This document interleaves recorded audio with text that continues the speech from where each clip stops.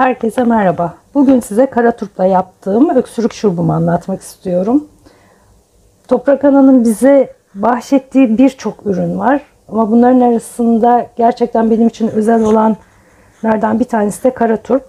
Özellikle kışın yapışan öksürük için, bir türlü geçmeyen öksürük için bunu muhakkak kullanıyorum. Şimdi tarifine başlayalım.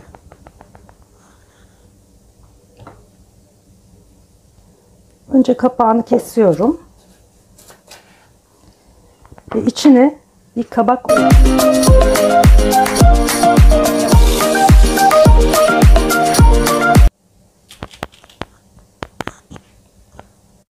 turpun dibini delmeden oyabildiğim kadarıyla içini boşalttım. Şimdi bal ilave edeceğiz.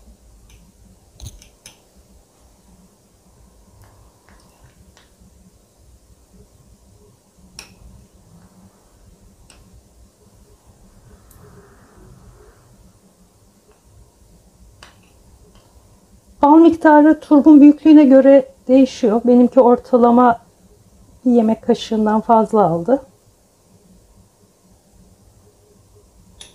Benim için diğer bir mucize olan zencefilden de 2 parça atacağım. Şimdi bir kavanozun üstüne yerleştirip kapağını kapatacağız.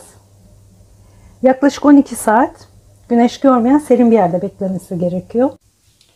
Ve 12 saat sonraki durumu bu şekilde. Kavanozun dibinde turplu bal suyu var. İçinde de var bir miktar. Bunu da ilave edeceğim. İçindeki zencefil parçalarını yiyerek tüketeceğiz. Bu sıvıyı sabah akşam birer kaşık içerek biz öksürüğümüze şifa bulduk. Umarım deneyen herkes şifasını da bulur. Kolay gelsin.